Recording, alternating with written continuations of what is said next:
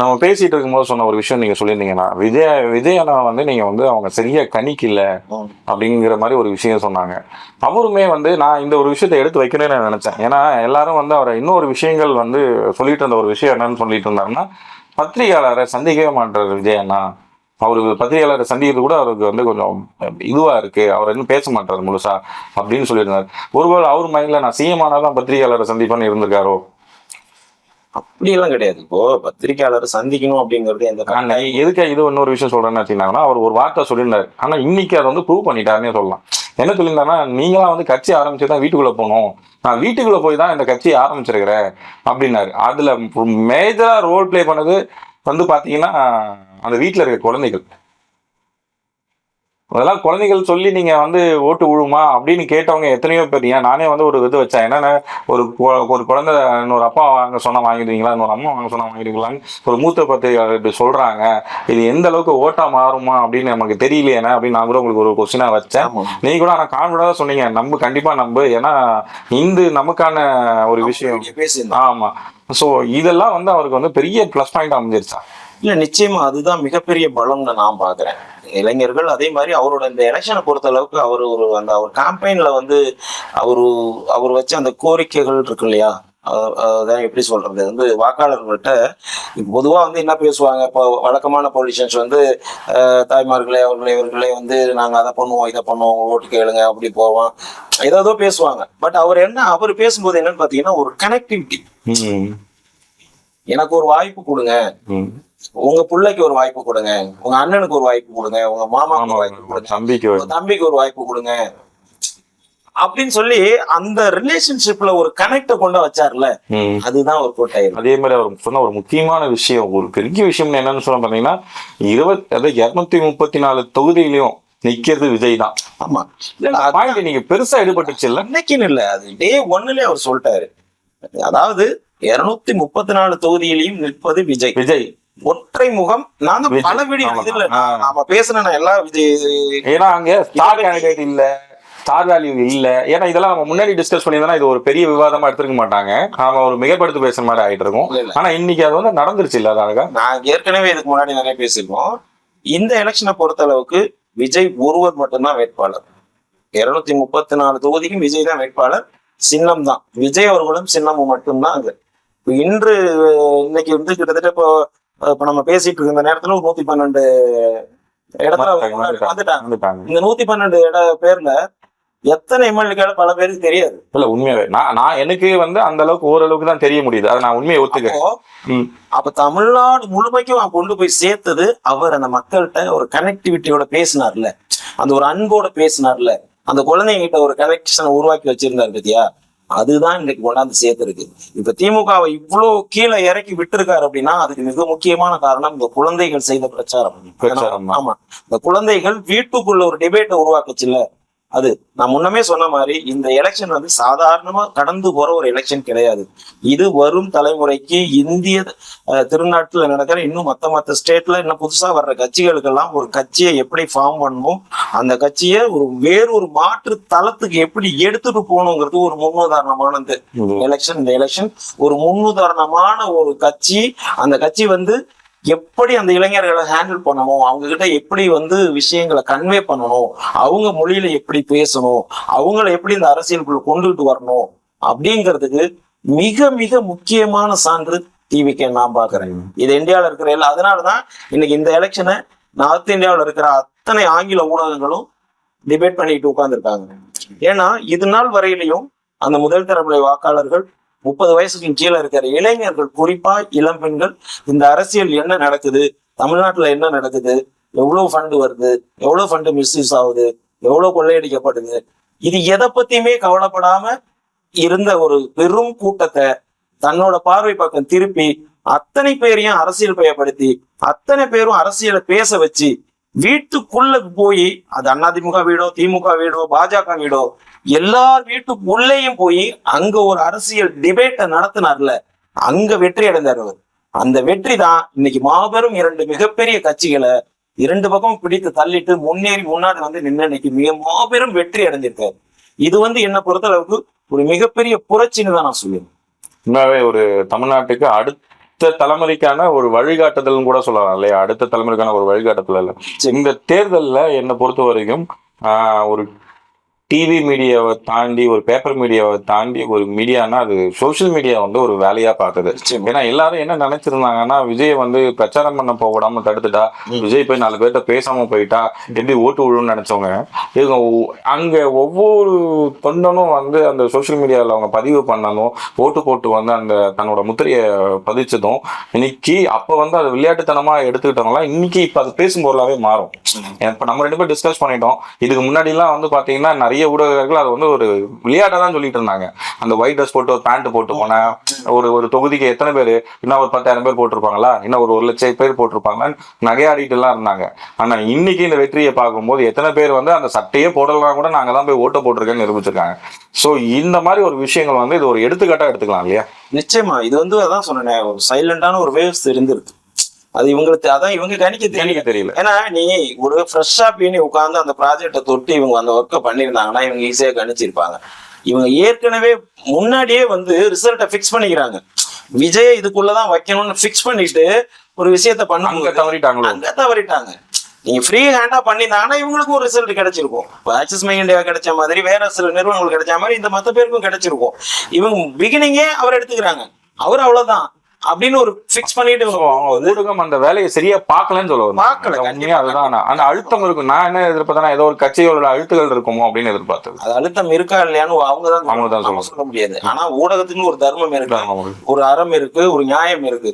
அதை ஊடகம் செய்யணும். இல்லைன்னா ஈஸியா தெரிஞ்சிடும் நீங்க யாருன்ட்டு. நீங்க தவறா செய்யும் போது மக்கள் கோடான கோடி மக்கள் பாக்குறாங்கல்ல, அப்ப நீங்க யாருன்றது தெரிஞ்சிடும். அப்ப அது நீங்க ரொம்ப நாள் சஸ்டெயின் பண்ண முடியாது. அது இந்த எலெக்ஷன் அதை தான் காமிச்சு கொடுத்துருக்கு. இப்ப இதே வேணா இந்த இன்னைக்கு திராவிட முன்னேற்ற கழகம் மட்டும் இந்த லீடிங்ல இருந்துருந்துச்சுன்னா இன்னைக்கு எத்தனை பத்தி இந்த பேசிட்டு இருந்த அறிவாலயத்தோட நிலைய வித்வான்கள்லாம் இன்னைக்கு எவ்வளவு நேரம் உட்காந்து பக்கவாத்திய வாச்சிட்டு இருப்பாங்க. எங்க போனாங்க எல்லாரும்? உண்மையாவே அது மாதிரி ஒரு விஷயங்கள் நடந்ததுன்னா இன்னைக்கு வந்து முக்கியமா அவங்களதான் எல்லாரும் தேடி இருப்பாங்க. நிச்சயமா இல்லையா? இது குழந்தை ஓட்டு போட்டு ஜெயிக்க முடியுமா? நாங்க அப்பயே சொன்னோம், உங்களுக்கு எல்லாம் அறிவு இருக்கா இல்லையா? இது நிறைய பேர் அந்த வார்த்தைகளை உங்களை தேடி இருப்பாங்க. கரெக்டுங்களா? நிச்சயமா. உங்களுக்கு எப்படி இருந்தது நேத்து இல்ல மைண்ட் செட்? இல்ல எனக்கு ஆக்சுவலி எனக்கு ஒன்னும் அவ்வளவு பெருசா டிஸ்டர்ப் இல்ல. எனக்கு ஒரு கான்பிடன்ட் இருந்துச்சு. ஏன்னா இது கிட்டத்தட்ட இன்னைக்கு நேற்று இல்ல, ஒரு வருடமா நான் வந்து இதை நான் பேசிட்டே இருக்கேன், அவருக்காக பேசிட்டு இருக்கேன். ஒவ்வொரு மூமெண்ட்டையும் நம்ம வந்து அதை அனலைஸ் பண்ணி இவங்க ஏன்னா இவங்களுக்கு சார்பா வந்து இவங்களுக்கு சப்போர்ட் பண்ணி மட்டும் நான் பேசல. எங்கெல்லாம் மிஸ்டேக் பண்ணாங்களோ அதையும் நான் நோட்டீஸ் பண்ணிக்கிட்டே இருந்தோம். இந்த நேரம்லாம் மிஸ்டேக் பண்றாங்க, இந்த இடத்த சரி பண்ணணும் அப்படி நம்ம பேசிட்டே வரும்போது ஒவ்வொரு வளர்ச்சியும் நாங்க பார்த்துட்டே இருக்கோம். அப்போ நானும் சரி என் டீமை பார்த்துட்டே இருக்கும்போது அப்போ இது எங்க போய் நிக்கும்னு எனக்கு நல்லாவே தெரியும். அதனால வந்து எனக்கு என்ன பொறுத்த அளவுக்கு பெரிய டிஸ்டர்ப் இல்லை. நான் கான்பிடண்டா இருந்தேன். என்ன ஒண்ணு, ஒரு பெரிய வெற்றிக்கு அது போகலைன்னா கூட பட் ஒரு லார்ஜஸ்ட் இண்டிவிஜுவல் லார்ஜஸ்ட் பார்ட்டியா டிவிக்கே தான் இருக்குங்கிறத நான் ரொம்ப அழுத்தமா நம்பினேன். இன்னைக்கு கிட்டத்தட்ட அதுதான் நான் வந்திருக்கு. இதே கருத்தை இப்ப மட்டும் இல்ல, நான் இதுக்கு முன்னாடி ஒரு 4-5 முறை வீடியோல இதை பதிவு பண்ணிருக்கேன். இந்த மாதிரிதான் இது வரும் அப்படின்னு நான் பதிவு பண்ணிருக்கேன். முக்கால்வாசி நீங்க இப்படிதான் பதிவு பண்ணிட்டு இருந்தீங்க. ஆனா அதை ஏத்துக்கிற நிலைமையில நிறைய பேர் இருந்தாங்க இருக்கு இல்லையா? இருப்பாங்க. எப்படி நீங்க இதை எப்படி சொல்றீங்க? ஆமா ஏதோ விளையாட்டா மைக் கிடைச்சதுன்னு சொல்லிட்டு போயிட்டு உட்காந்துட்டு இருக்காங்க. மொத்த மீடியாவும் ஒரு அதுதான் நானும் உங்ககிட்ட கேட்கிற ஒரு விஷயம். 12 வீடியோல ஒரே ஒரு இது மட்டும் வந்து விஜய்க்கு ஆதரவா சொல்லியிருந்தாங்க. மத்த 2 வீடியோவும் நேஷனல் வீடியோவுமே 2 வந்து ஏடிஎம்கே தான் சொல்லிட்டு இருந்தாங்க. மத்தவங்க எல்லாம் பார்த்தா ஃப்ளூஸா டிஎம்கே வரும். அவங்க சொன்ன எண்ணிக்கைகள் பாத்தீங்கன்னா ரொம்ப ஜாஸ்தி. எல்லாம் 140 130க்கு மேலதான் சொன்னாங்க. 112 90 இப்ப உங்க எடுத்து 56 இல்ல 60 70 யாருமே சொன்னது கிடையாது. நீங்களே கூட அதை எதிர்பார்த்தீங்களா? இல்ல அவங்க ஒரு 60 70 தான் வாங்குவான்னு எதிர்பார்த்தீங்களா? உண்மையை சொல்லுங்க. இல்ல நான் பார்க்கல. இல்ல நான் வந்து அதான் சொன்னேன், சிங்கிள் லார்ஜஸ்ட் பார்ட்டியா இருப்பாங்க அப்படிங்கறத நான் முடிவு பண்ணேன். அதே நேரம் வந்து நான் ஒரு 150 170 எல்லாம் போவாங்க அப்படின்னு நான் வந்து கணிக்கல. ஏன்னா தெரியும், ஏன்னா இப்போ 2 கட்சிகள் வந்து ஒரு ஸ்ட்ராங்கஸ்ட் பேஸ் இருக்கிற கட்சி. உண்மையாவே இன்ஃப்ராஸ்ட்ரக்சர் வந்து ஸ்ட்ராங்கா இருக்கிற கட்சி, ஒரு வரலாறு இருக்கிற கட்சி. இடம் போட முடியாது அப்படிங்கும்போது வந்து ஒரு ஸ்வைப் பண்றதுக்கு வாய்ப்பு இல்லைன்றதை நான் உணர்ந்தேன். ஆனா அதே நேரம் இவங்க இல்லாம எந்த கட்சியும் ஆட்சி அமைக்க முடியாதுன்றதையும் நான் வந்து பிலீவ் பண்ணேன். 2 கட்சிக்குமே ரொம்ப சாதாரணமா நம்ம இடம் போட முடியாது. 2 கட்சிக்குமே ஒரு பெரிய வரலாறு இருக்கு, ஒரு சரித்திரம் இருக்கு. அந்த 2ம் வந்து பெரிய ஆளுமையால ஸ்டார்ட் பண்ண கட்சின்னு தான் சொல்ல முடியும். கரெக்டுங்களா? கிட்டத்தட்ட அண்ணா திராவிட முன்னேற்ற கழகமா இருக்கட்டும், திராவிட முன்னேற்ற கழகமாக இருக்கட்டும், இந்த வரலாறு படைச்ச ஒரு விஷயம் திடீர்னு ஒருத்தர் வந்து இன்னைக்கு 2 வருஷத்துல கட்சி ரொம்ப நாளைக்கு முன்னாடியே அது பிளான் இருந்தாலுமே அவர் அனௌன்ஸ் பண்ணது ஒரு 2 வருஷத்துக்கு முன்னாடி அனௌன்ஸ் பண்றாரு. திடீர்னு ஒரு 2 வருஷத்துல யாருமே ஏற்றுக்க முடியாத ஒரு விஷயத்தை இந்த மாதிரி ஒரு விஷயங்கள் நடக்கணும் போது இந்த இடத்துல வந்து இவரை கணிக்க தவறிட்டாங்களா எல்லா கட்சிகளும்? இல்ல அதுதான் ஏற்கனவே 2 தடவை சொன்னேன், அதுதான் தப்பு பண்ணாங்க. பட் இங்க ஒரே ஒரு விஷயம் புரிஞ்சுக்கணும், விஜய் அவர்கள் வந்ததுனால இவங்க எல்லாம் தோத்து போயிட்டாங்க அப்படிங்கிற ஒரு விஷயம் ஒண்ணு. ஒரு நியூ பிளேயர் வர்றாங்க, அவர் தோத்து போயிட்டாங்கன்னு ஒண்ணு. ஆனா இவங்க 2 பேருமே சரியா இருந்திருந்தா விஜய் அப்படின்ற ஒருத்தரை என்ட்ரி ஆயிருக்க மாட்டாரு. அதை முதல்ல புரிஞ்சுக்கணும். இப்ப மக்கள் வந்து விஜய் வந்துட்டாரு அப்படிங்கறதுனால அப்படியே அள்ளி வந்து மிக அற்புதமான மனிதர்களை ஒதுக்கி தள்ளிட்டு விஜய் வந்ததுனால ஒரு நடிகர் அப்படிங்கறதுனால ஓட்டு போட்டாங்க, அந்த மாதிரி ஒரு கோணத்துல இதை எடுத்துட்டு போவாங்க. நாளைக்கெல்லாம் இது நடக்கும். நாளைக்கு இந்த நிலை வித்வான்கள்லாம் போய் என்ன பேச பண்றதுன்னு உட்கார்ந்துருப்பாங்க. மெதுவா உள்ள வந்து இந்த மாதிரி பேச ஆரம்பிப்பாங்க. அது காரணம் இல்லை, இந்த இருவரும் கட்சிகளும் செய்த தவறுகளின் உச்சம் இது. இந்த தவறுகளை பொறுத்துக்கிட்டே மக்கள் இருந்தாங்க இல்லையா, பொறுத்துக்கிட்டே இருந்தாங்கல்ல. எவ்வளவு ஊழல் பிரச்சனைகள் இருக்குது, பெண்களுக்கு பாதுகாப்பற்ற சூழ்நிலை, எத்தனை வன்கொடுமைகள் நடந்திருக்கு, கொலைகள் நடந்திருக்கிறது. அதே மாதிரி அரசாங்க பணம் எவ்வளவு கொள்ளையடிக்கப்பட்டிருக்கு, அது போக மக்கள் பணம் வரி பணம் வந்து தேவையில்லாம எவ்வளவு செலவழிக்கப்பட்டிருக்கு, எத்தனை லட்சம் கோடிகள் கடன் இருக்கு. இப்படி நிறைய பிரச்சனைகளை நீங்க 70 வருஷம் 2 கட்சி மாறி மாறி ஆட்சி அடைஞ்சு பண்ணிட்டு இன்னைக்கும் வந்து நாளைக்கு உங்களுக்கு வந்து இதை பண்ணித்தரேன் அதை பண்ணித்தரேன் அப்படின்னு ஒரு நிலைப்பாடற்ற ஒரு செயல்ல தானே இருக்கீங்க. அப்போ உங்களை மாத்துறதுக்கு 2 பேரை மாத்தி தான் இது நாள் வரையும் பண்ணிட்டு இருக்காங்க. ஒருத்தர் மேல கோவம் இருக்கும்போது இன்னொருத்தர் மேல போடுறது, அவர் மேல கோவம் இருக்கும்போது திருப்பி உங்க மேலதான் போடணும், வேற வழி இல்லையே, வேற பிளேயரே இல்ல, நாங்க யார பாக்குறது? அப்படி ஒரு அழுத்தத்தை தாங்கிக்கிட்டு இருந்தாங்களோ 67 வருஷமா கிட்டத்தட்ட. அப்படின்னு உண்மையுமே அது 60-70 வருஷமும் கூட இல்லாம ஒரு அட்லீஸ்ட் ஒரு 10-20 வருஷம். ஏன்னா இரண்டு ஜாம்பவான்கள் மறைஞ்சதுக்கு அப்புறம் வச்சுக்கலாமா, இந்த பக்கம் ஜெயலலிதா அம்மையார், அந்த பக்கம் கலைஞர் கருணாநிதி அம்மையார் வச்சதுக்கு அப்புறம் தான் ஒரு வெற்றிடம் வந்துச்சுன்னு சொல்லி எல்லாருமே வர ஆரம்பிச்சாங்க. அது வரைக்குமே 2 பிளேயர் தான் இருந்தாங்க. ஆமா, இந்த 2 வெற்றிடத்தை தாண்டி ஒரு அழுத்த மக்கள் கிட்ட இருந்துச்சு. இதுக்கு என்ன ஒரு சொல்யூஷன் இருக்காதா? ஒரு நல்ல ஆட்கள் வரமாட்டாங்களா? இப்படி தொடர்ச்சியா வந்து இவர்கள் பண்ற ஊழல், லஞ்சம், வரி பணத்தை கொள்ளையடிக்கிற இந்த தன்மை, இப்படி எல்லா விஷயங்களும் மக்கள் பாக்குறாங்க. ஆனா மாற்று இல்லாம தவிச்சுக்கிட்டு இருந்தாங்க. அப்ப அவங்களுக்கு ஒரு மாற்றா, அதே நேரம் அந்த ஒரு கரிஸ்மேட்டிக்கோட வேற ஒருத்தர் வரணும் இல்லையா? ஒரு மாற்றா ஒருத்தர் நீயே நானும் யாரோ ஒருத்தர் வர்றது வந்து யூஸ் இல்லையே. உனக்கு நான் பண்ணி என்ன பண்ண போறேன்? உனக்கு விட பலமான ஆட்கள் அவங்க. அப்ப அவங்களை ஃபேஸ் பண்ற அளவுக்கு ஒரு கரிஸ்மாட்டிக்கோட ஒருத்தர் வரும்போது, மக்கள் ஆதரவு பெற்ற ஒருத்தர் வரும்போது, மக்கள் இவ்வளவு நாள் அழுத்தி வச்சிருந்த அந்த ஒரு ப்ரெஷர் இருக்குல்ல, அதை அப்படியே தூக்கி. இன்னொரு விஷயம் என்னன்னா, இது ரொம்ப ஈஸியா இந்த ஒரு விஷயம் இன்னைக்கு அது ப்ரூவ் ஆயிடுச்சுன்னே சொல்லலாம். இன்னைக்கு ஆல்மோஸ்ட் 70 to 80% ஓட்டுகள் பெண்கள் ஓட்டுகள் வந்து, ஏன்னா அந்த பக்கம் வந்து அந்த டிஎம்கே வந்து மாசம் 2000 ஒரு பணம் கொடுத்துட்டு தான் இருந்தாங்க. அது இல்லைன்னா சொல்ல முடியாது, அவங்க நல்லது செய்யலாம் சொல்ல முடியாது, அந்த பணங்கள் கொடுத்துட்டு தான் இருந்தாங்க. ஆனா இன்னைக்கு முக்கால்வாசி ஒரு 70-80% ஓட்டு பெண்கள் ஓட்டு வந்து விஜய் சாருக்கு வந்திருக்குன்னு சொல்றது வந்து நீங்க எப்படி பாக்குறீங்கன்னு? இப்ப என்னன்னா, அதுதான் நான் சொன்னேன் இல்லையா, இந்த இளைஞர்களை, இளம் பெண்களை, அரசியலில் ஆர்வம் இல்லாமல் இருந்த அந்த ஒரு பெரும் கூட்டம் இருந்தது இல்லையா தமிழகத்துல, அந்த கூட்டத்தை அரசியல் படுத்தினார்னு நான் சொன்னேன்ல. அந்த அரசியல் படுத்தியதின் விளைவு மக்களுக்கு இன்னைக்கு அரசாங்கத்தை பற்றி, அரசியலை பற்றி, அதுவும் பொதுவா பெண்களுக்கு ஒரு விழிப்புணர்வு கிடைச்சிருக்கு ஆட்டர் விஜய் அவர்களோட என்ட்ரி அப்புறம். ஏன்னா இந்த பணம் நமக்கு கொடுக்குற அந்த 2500 ரூபாய் இல்ல 10,000 ரூபாயா இருக்கட்டும், இல்ல ஒரு அண்டாவா இருக்கட்டும், குண்டாவா இருக்கட்டும், இல்ல ஏதாவது ஒரு மிக்சியா இருக்கட்டும், இவங்க சொல்ற அத்தனை திட்டங்களும் நமது பணம். நம்ம பணத்தை அவங்க கையில வச்சுக்கிட்டு அதுல இருந்து எடுத்து கொஞ்சம் நம்ம கொடுத்துட்டு மீதி அவன் எடுத்துட்டு போயிடுறாங்கிற விஷயம் பெரும்பாலான மக்கள் தெரிஞ்சும் தெரியாமலும் கண்டும் காணாமலும் அது என்ன அப்படின்னு போயிட்டு இருந்தாங்க இல்லையா. அந்த விஷயத்த திரு விஜய் அவர்கள் உள்ள வந்ததுக்கு அப்புறம் இளைஞர்களை அரசியல் படுத்துறதின் விளைவு, அவர்கள் அதை வந்து வீட்டுல இருக்கிற அக்கா கிட்ட, தங்கச்சி கிட்ட, அம்மா கிட்ட, பெரியம்மா கிட்ட, சித்திட்ட, இப்படின்னு அந்த பெண்கள் கிட்ட இதை உணர்த்துற போது இந்த 2500 ரூபாய நம்ம பணத்தை, அது ஸ்டாலின் வந்தாலும் கொடுக்க முடியும், எடப்பாடி வந்தாலும் கொடுக்கலாம், விஜய் வந்தாலும் கொடுக்கலாம், இல்ல இன்னொரு ராமசாமி வந்தாலும் கொடுக்கலாம், இன்னொரு குப்புசாமி வந்தாலும் கொடுக்கலாம். ஏன்னா அந்த பணம் அங்கதான் இருக்க போகுது. யாரு வந்தாலும் அந்த பணத்தை எடுத்து நமக்கு கொடுக்கலாம்.